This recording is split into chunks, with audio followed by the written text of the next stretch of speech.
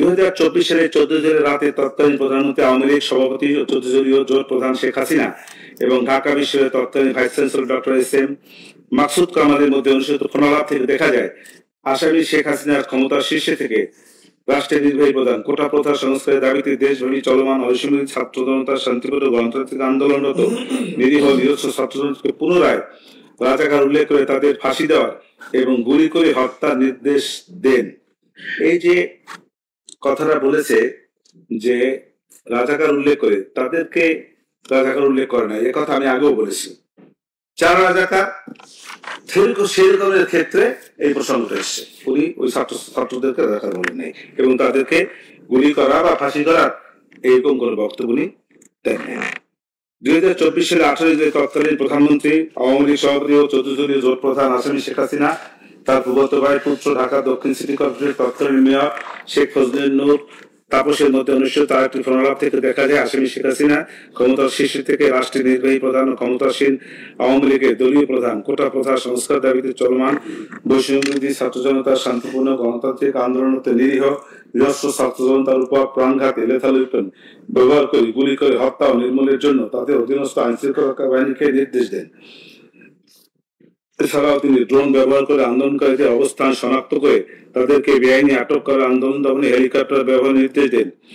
পুরো নির্দেশনার ফলে আইন শৃঙ্খলা রক্ষাকারী বাহিনী দেশব্যাপী আন্দোলনরত নিরীহ নিরস্ত্র ছাত্র জনতাকে বেআইনি আটক করে নির্যাতন, তাদের উপর নির্বিচারী গুলিবর্ষণ, হত্যা, হেলিকপ্টার ব্যবহার, নির্বিচারী গুলিবর্ষণের মাধ্যমে নারী ও শিশু সহ দেড় সহস্রাধিক মানুষ হত্যা ও হাজার হাজার মানুষকে আহত করে।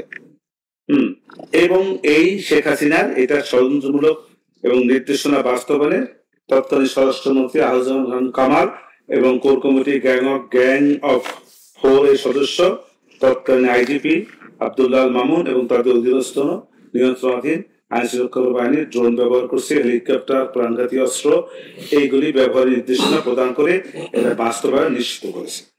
এই জায়গাটা আমার বক্তব্য হলো এই যে একটি চলমান আন্দোলন নিয়ন্ত্রণের জন্য যদি ড্রোন ব্যবহার করা হয়, যে ড্রোন ব্যবহার অর্থ এই নয় যে ড্রোন থেকে গুলি করা, ড্রোন থেকে মানুষকে তার গায়ের উপরে আন্দোলনকারীদের উপর বোমা ফেলেছে, নট দ্যাট। আগে ড্রোনটা বলতেছেন, ড্রোন হেলিকপ্টার আসতেছে হ্যাঁ লোকেট করার জন্য। এই যে লোকেট করছে ড্রোন লোকেট করছে কেন?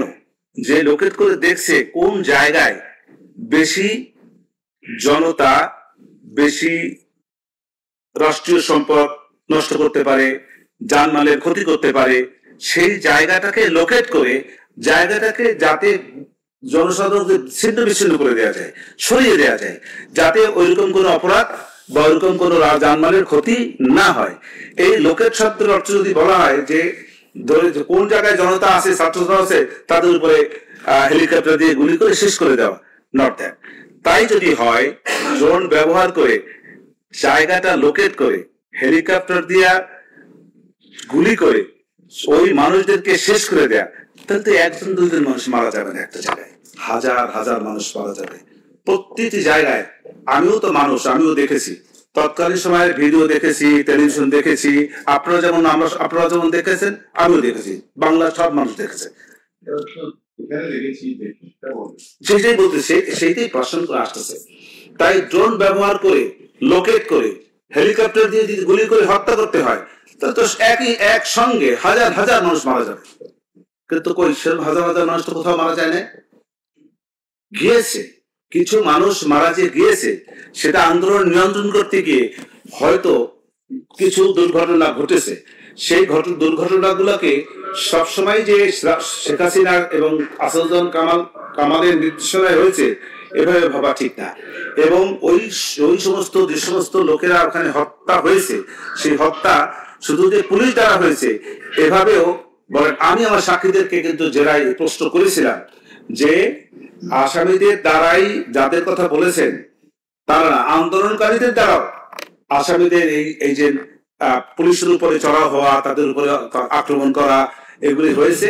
এবং সে কারণেও এবং আপনারা একটা ডিজাইনের মাধ্যমে সরকারকে উৎখাতের জন্য সে ডিজাইন থেকে এই পরিকল্পনার মাধ্যমে এই ঘটনাগুলা আপনারা ঘটিয়েছেন এবং সেক্ষেত্রে আপনারাও এই মৃত্যুর জন্য দায়ী।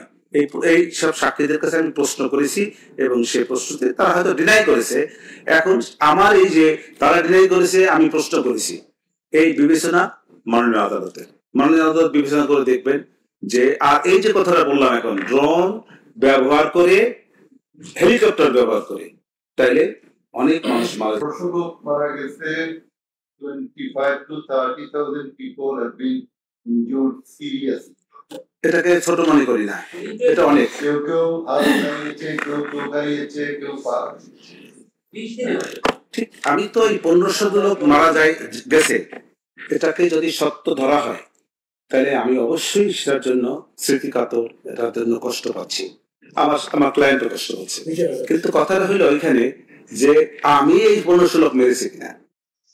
আমার কথা হলো এত গুলি যদি পুলিশ আর শেখ হাসিনা মারে তাহলে এক গুলিতে তো এই গুলির অর্ধেক দিলাম, বাদ দিয়ে দিলাম, তাহলে আর অর্ধেক তো মারা যাবে। অর্ধেক দিলাম যে আপনার কি বলে যে লক্ষ্য ভ্রষ্ট হয়েছে। সহজে মারা যায় না, হ্যাঁ মানুষ সহজে মারা যায় না, 10 তলা থেকে পড়েও বেঁচে গেছে এরকম দেখা গেছে।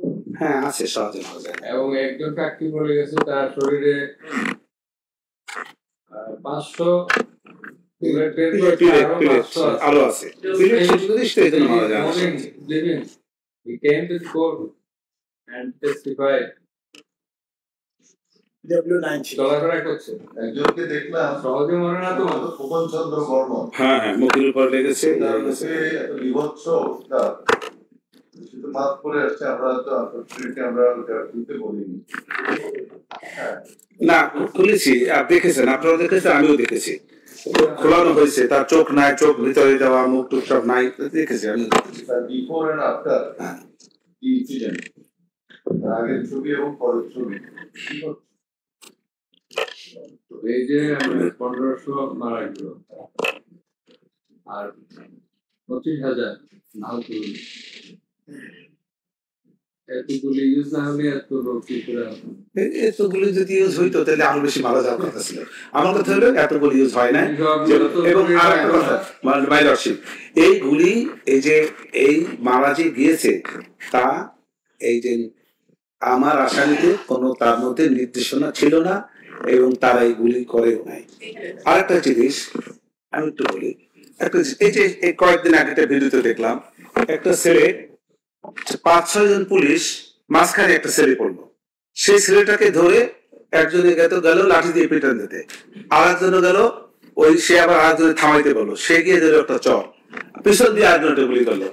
এই যে গুলি করলো পুলিশে, ওটা যদি আমি সত্যি ধরি আর কি, যদিও আমি সত্যি ধরছি না, আমি মনে করি এটা সত্যি না, আমি যুক্তির খাতিরে, তর্কের খাতিরে যদি ধরি যে ওই ভিডিওটা সঠিক, তাহলে এই যে পুলিশ 5-6 জন পুলিশ একটা বাচ্চা ছেলে তারে এরকম ধরে নিয়ে পেছন দিয়ে গুলি করে মারি ফেলাইতে হবে, এই কি শেখ হাসিনা বলছে নাকি যে এরকম করে পুলিশ মানুষগুলো মার? এই যে কাজটা তারা করেছে যদি সত্যি ধরে নেই, আমার কিন্তু যদি আছে কথাটা, যদি সত্যি ধরে নেই, এখন এই যে কাজটা করেছে তারা যদি করে থাকে, এইটা কি শেখ হাসিনা বলেছে এরকম করে মানুষ করে? কত মানুষ তারা। এই জন্য আমাদের মাননীয় চেয়ারম্যান সাহেব বলেছেন যে আপনি রাজাকারের একটা গান, এই গালি দিয়া আপনি তো আপনার পক্ষে লোকজনের ভিতরে এমন একটা ঘৃণা তৈরি করে দিচ্ছেন যারে পায়ে মুখ এখন তারাই খেয়ে দেবে। ওই যে গুলিটা আপনি আপনার কথাই ধরি, যে গুলিটার কথা আপনি বললেন, একজন চট দিচ্ছে, একজন বাঁচাচ্ছে সাদা হেলমেট পরে একটা, না লাঠি দিয়ে পিঠে দিতেছে, উনি গিয়ে আবার চড়তেছে, তার রাইফেল লাগিয়ে পেছন দিক থেকে ছেলেটা পেছন দিক থেকে গুলিটা রাইফেলটা লাগিয়ে গুলি করছে। এই যে হ্যাঁ, আমি তো সেই কথাই বলতেছি, এই ভিডিওটা এটাকে যদি সত্যি আমি ধরে নেই, যদিও আমি কিন্তু এটাকে সত্যি আপনার কথা প্রেক্ষিতে বলছি, হ্যাঁ যে আপনার ওই যে প্ররোচনা না, আপনি যে বলছেন যে আমি শেষ করে দিতে বলছিলাম তার ইউজ করে, সে কারণে তো ওই সাহস পেয়ে, এবং সে তো আপনার পক্ষের লোক, মুক্তিযুদ্ধের পক্ষের লোক, তার মধ্যে তাহলে কি আমি মুক্তিযুদ্ধের পক্ষের লোক, যারা পুলিশ এবং যারা আর অন্যরা সবাইকে মুক্তিযুদ্ধের বিপক্ষের লোক? এত মানুষ, লক্ষ লক্ষ মানুষ সব মুক্তিযুদ্ধের বিপক্ষে? আপনি তো তাই মনে করেন? না না, সেটা আমি মনে করি না। মুক্তিযুদ্ধের পক্ষের লোক সব মানুষ এটা আমার ক্লায়েন্ট এইভাবে মনে করে নাই। এবং মুক্তিযুদ্ধের পক্ষের কথাটা এখানে যদি ঘৃণার সৃষ্টি করেছি, হ্যাঁ, আর ঘৃণার সৃষ্টি করিয়া আমি পুলিশকে বলেছি এইভাবে একটা মানুষ মারতে, এটাও কি হয়? এইভাবে কোনো মানুষ মারে যদি সত্যি ধরে নি ওইটাকে? যদি আমি সত্যি ধরছি না, আমার আসামি করে না, হ্যাঁ হয়তো, কিন্তু ওইভাবে কোনো মানুষ ব্যক্তিগত দায় পুলিশের, ওটা তো ব্যক্তিগত পুলিশের দায়। এই যে আশুলিয়া থানায় যে 6টা লাশ ব্যক্তিগত দায়, তাহলে আপনি what actions have been taken? পুলিশের ব্যক্তিগত দায়, আমার এই প্রাইম মিনিস্টার ব্যক্তিগত। যদি বারবারই কিন্তু যদি ধরে নেই কথাটা আছে। এই যে হত্যাযজ্ঞ বা নৃশংসতা চললো, হ্যাঁ, the atrocities continued for couple of days, couple of weeks. What actions have been taken by the authority? What actions have been taken? পরিস্থিতিটা এমন ছিল যে ওই সময় যে sudden attack. It was not a sudden attack, it was not a single incident, it was not an incident of one day or 1 hour. It continued for a couple of days. So what did you do? What was the job of the authority? They were all in Dhaka. They were holding core committee meetings every day. They were watching what was happening. The Inspector General of Police, the Minister for Home Affairs, they are watching, they are observing from the spot to spot, place to place. They are visiting here and there. That's how এইটার জবাব আমার কাছে এরকমের যে পরিস্থিতি শান্ত হলে কারা কি করেছে তাদের বিরুদ্ধে হয়তো উনি ব্যবস্থা দিতেন। ওই সময় ওই প্রেক্ষাপটে তাদের কোনো অপরাধী যদি থেকে থাকে তাদের যদি ব্যবস্থার মতো সুযোগ ছিল। আমি তো জবাব দিয়েছি, তারপরে যদি আপনারা অ্যাটাক করেন, আমাকে রাষ্ট্রপক্ষ তো অ্যাটাক করতেই থাকে, অ্যাটাক করেন, আমি তো কোথায় যাবো? হ্যাঁ, you are Prime Minister, you are Home Minister. Home Minister. আপনি শুধু আমি বলছেন না? জি জি জি, রাইট রাইট। আপনি তো কোনো অ্যাকশন নেন নাই? না, আমার নেওয়ার সুযোগ হয় নাই। পরিস্থিতি শান্ত হইলে তখন আমি এই সুযোগ করে নিতাম। কে কোন অপরাধ করছে?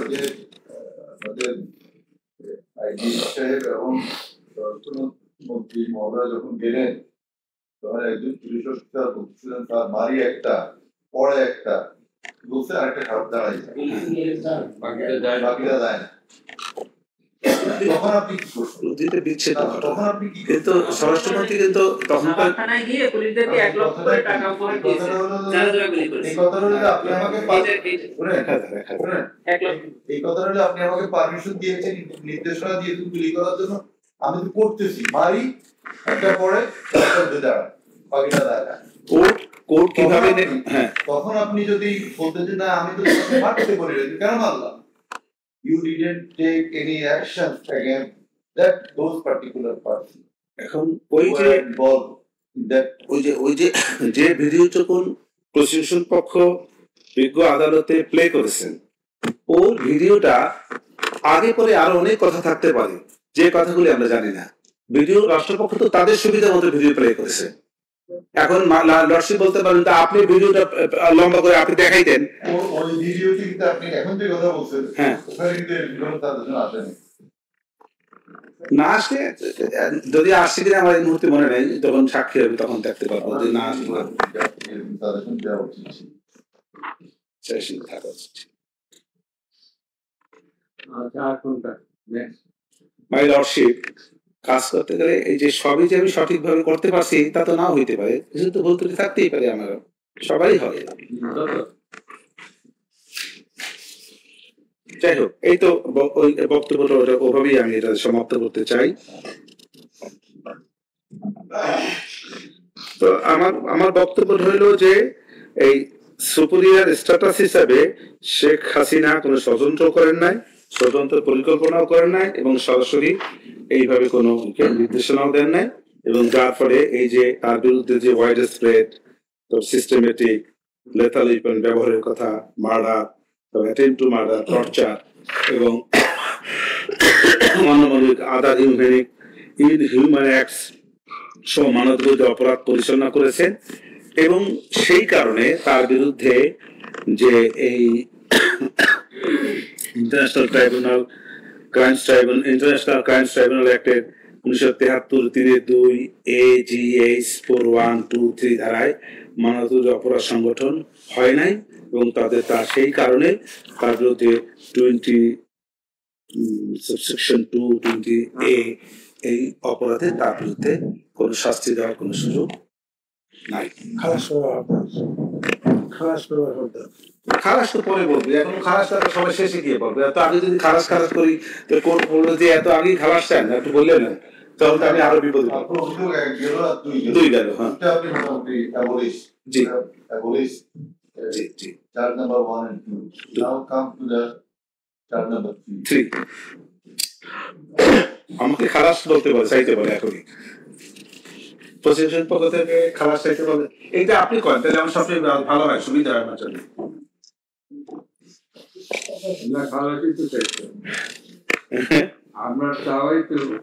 আমার চাও তো শেষে, সবার শেষে যাবো, শেষে চাই।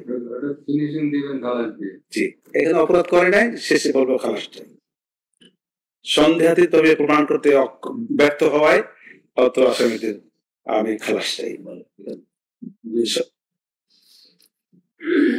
আসামি শেখ হাসিনার উস্কানিমূলক বক্তব্য এবং মারণাস্ত্র ব্যবহার করে আন্দোলনরত ছাত্র জনতাকে হত্যার নির্দেশনার প্রেক্ষিতে আসামি আসাদুজ্জামান খান কামাল বা আসামি চৌধুরী আব্দুল আল মামুন সহ তৎকালীন সরকারের অন্যান্য ঊর্ধ্বতন কর্তৃপক্ষের প্ররোচনা, সহায়তা, সম্পৃক্ততায় তাদের অধীনস্থ নিয়ন্ত্রণাধীন আইন শৃঙ্খলা বাহিনীর সদস্য সশস্ত্র আওয়ামী সন্ত্রাসী কর্তৃক ব্যাপক মাত্রায় পদ্ধতিগতভাবে নিরীহ নিরস্ত্র ছাত্র জনতার উপর আক্রমণের অংশ হিসাবে 16 জুলাই 2024 খ্রিস্টাব্দে রংপুরে বেগম রোকেয়া বিশ্ববিদ্যালয়ের সামনে আগ্নেয়াস্ত্র দিয়ে স্বল্প দূরত্ব থেকে সরাসরি নিরীহ নিরস্ত্র আন্দোলনকারী ছাত্র আবু সাইদের বুক লক্ষ্য করে বিনা উস্কানিতে একাধিক গুলি চালিয়ে তাকে নির্মমভাবে হত্যা করার মাধ্যমে উল্লিখিত আসামিদের জ্ঞাতসারে এবং তাদের কর্তৃক অপরাধ সংগঠনের নির্দেশ, প্ররোচনা, উস্কানি, সহায়তা, সম্পৃক্ততা এবং ষড়যন্ত্র অন্যান্য অমানবিক